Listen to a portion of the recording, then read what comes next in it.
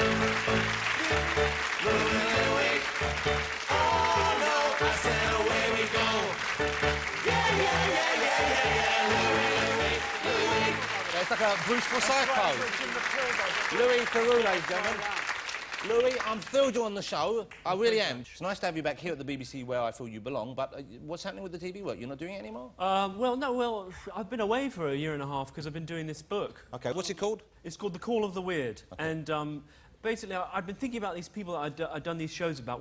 Before I did the When Louis Met, which the Jimmy Savile was. OK, so the series of When Louis Met, you went and you stayed with someone or you followed them around, yeah. OK? But before that, you went out and you met kind of like weird... They were called Louis for his weird weekends, That's right, yeah. And I spent time in American subcultures like the porn industry, survivalists in Idaho, swingers, things like that. Yeah. And just got to know what made them tick, people with different belief systems.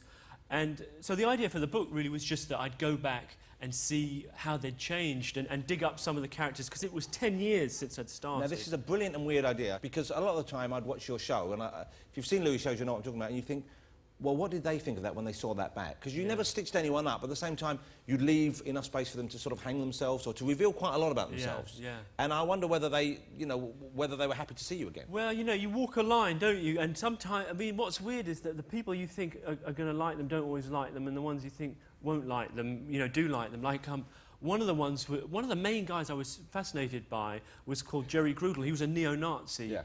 And I was fascinated because it turned out he was a big fan of Are You Being Served? Which, you know, I was a big fan of growing up. Yeah, but these are guys who basically, these are neo-Nazis, so therefore, you know, there's the obvious level of racism and dislike for anyone who isn't the same colour as them, the same religion as them, but also anyone who isn't the same sexual preference orientation, right. So therefore, when they see Mr. Humphreys, whose jokes really are relying, you know, his catchphrase, I'm free, is a joke about I may be available... I may be available for buggery. For buggery. Yeah, maybe. And so it seemed odd for a neo-Nazi, the official Nazi line on homosexuality being quite strict, yes. To be a big fan of the programme. So anyway, I met him making a programme, and then 10 years on, I thought, you know, where's he gone now? But what did you say to him? When you asked him about Mr. Humphreys, what did he say? He said... He looked confused for a moment. He looked like he'd been rumbled, because I think he likes Mr. Humphreys, actually. Well, don't we all? But I think he thought, you know, there's a conflict here. How am I going to explain this? I could get in trouble with the authority, you know, neo-Nazi authorities.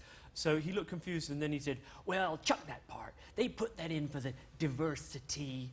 He tried to explain it as a kind of PC thing. Like it was a quota-filling exercise. Exactly, yeah. And then in a fit of cheekiness, I said, you know, why don't you try saying the catchphrase?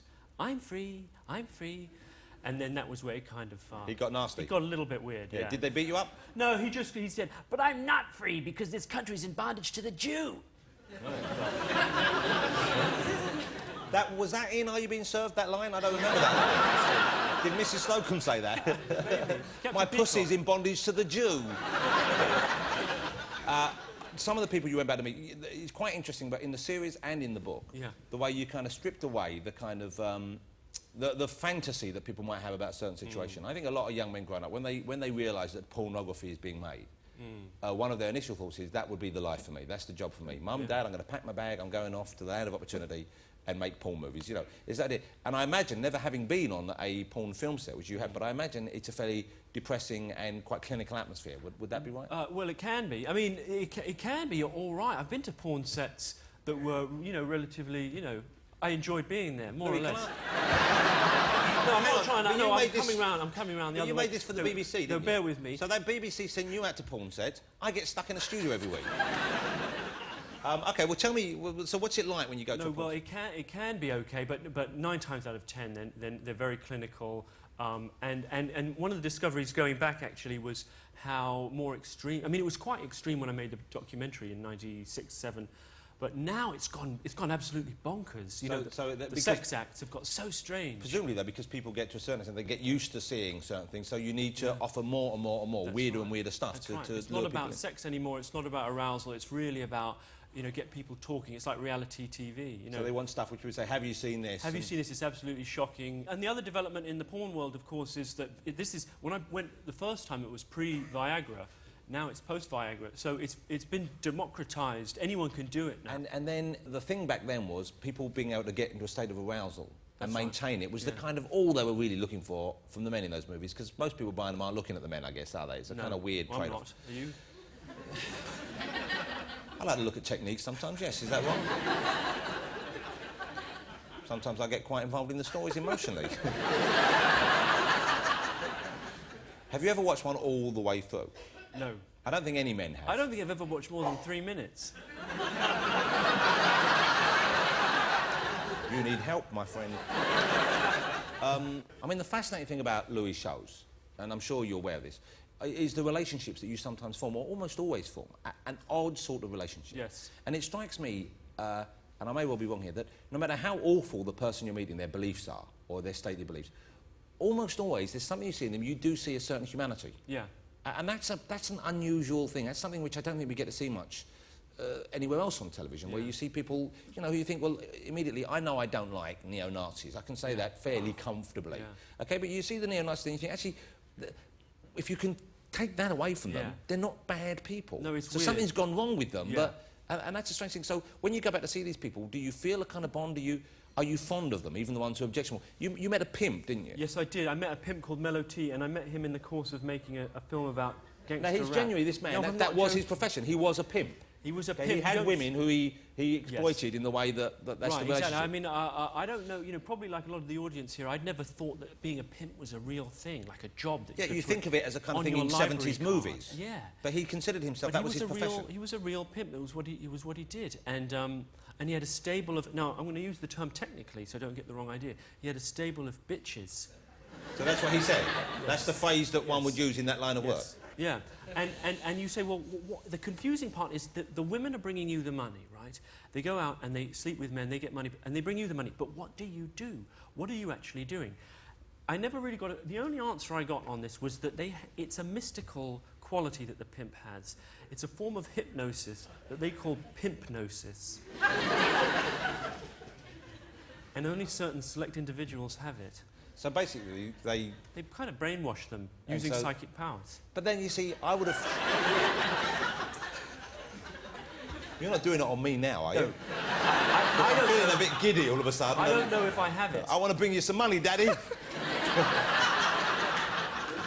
What a weird thing, though. So when you go back to see him, when you went back to visit Mellow T, okay, which you do in the book, you track him down, don't you?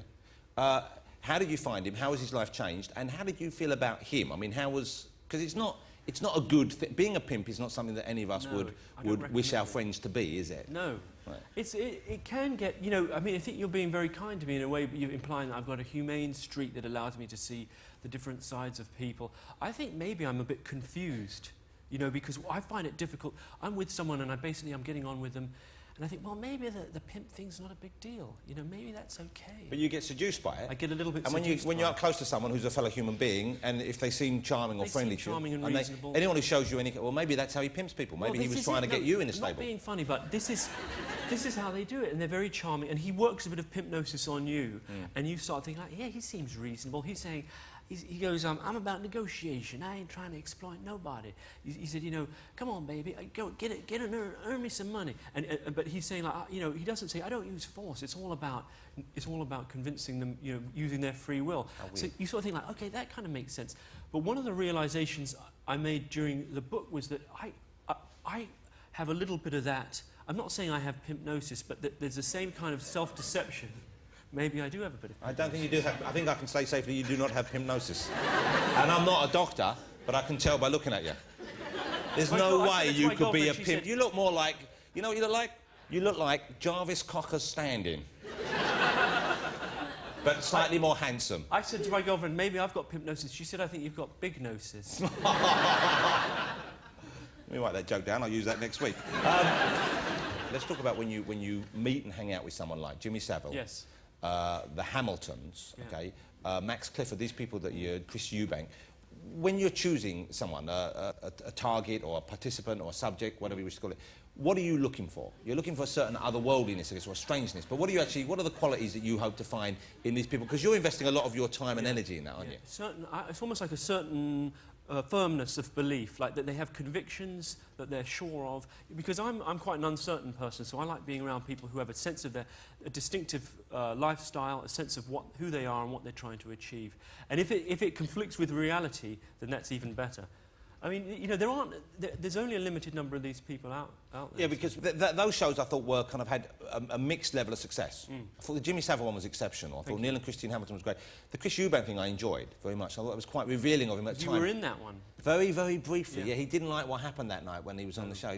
But he's a strange fellow, I find. I like him. Yeah. But he is quite a peculiar... He's hard work. He's hard work because he's one of the ones, actually, you think because he's slightly outlandish in the way he speaks in his florid persona that he's not going to... that you'll get things past him. But what he does is, like, you ask a question, like, when we were coming to the taping that you were on... But this was an old episode of They Think It's All Over, the sports quiz, and he was on that. And obviously, we rip into each other on that show. Yeah. That's the nature of the show. And anyone who's coming on it would know that, you would think. And he's wearing a little hat. I just remember he was wearing a funny little hat. A white hat, yeah. So I said, why are you wearing that hat, Chris?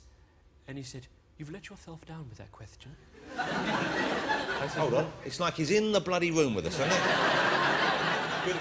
He said, you've let yourself down with that question. You think you're making fun of me, you're making fun of yourself. You did spend some time with him, didn't you? I can tell. I said, how am I making fun of you? You've let yourself down. You've shown me a chink in your armour. I have no chink in my armour.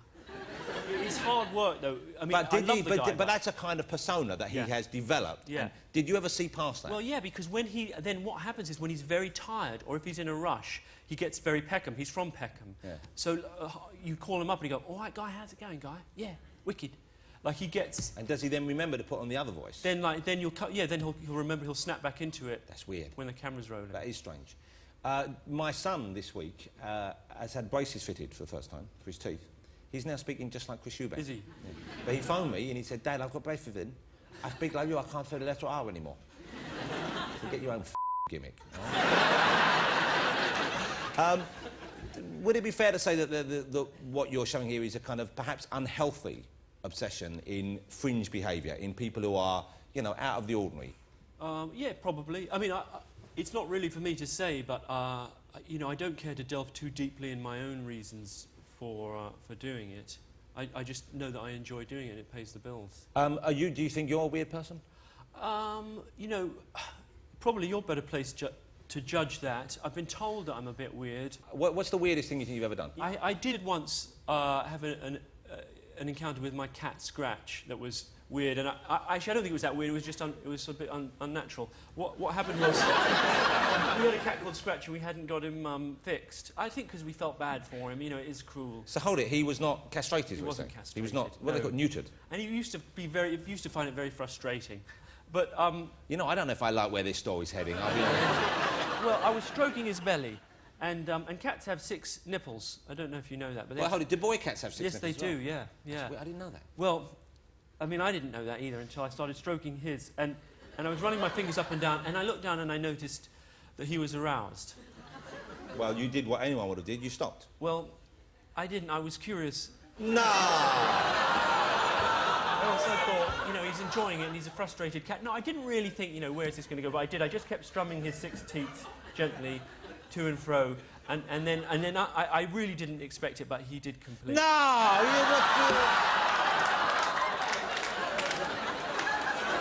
It was a surprise. I didn't intend. It was a surprise. I bet he was over the moon, wasn't he? What can I say? All right, listen. I would like to see more of your interviews on TV. I enjoyed the book. I'd welcome, you know, more work from you in that field as well. But I'd love to see you do more interviews on TV because I don't think anyone quite does it like you. Thank you. Any more planned? I know it's hard to find the right people to do, but... It's hard to find the right people. I'm always looking for candidates. I don't know if this is the right forum, and I'm not trying to put you on the spot, but there has been talk of When Louis Met Jonathan and Jane.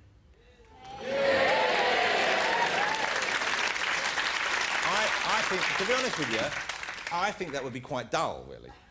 I do, because we lead very normal lives. You wouldn't want to hang around with us for any other time, would you? No, I think I would. We're not weird enough for you. It would be in a lighter vein. It would be like the Paul and Debbie of our... You'll just compare me to Paul Daniels. The book is called Paul of the Weird by Louis Theroux. It's out in October. It's a fantastic read. I really enjoyed it. And if you love the TV shows, it's something you really want to get hold of. And I hope we do see some more TV work from you in the future as well. Louis Theroux, ladies and gentlemen. All over you, relax. It's great. Louis Theroux.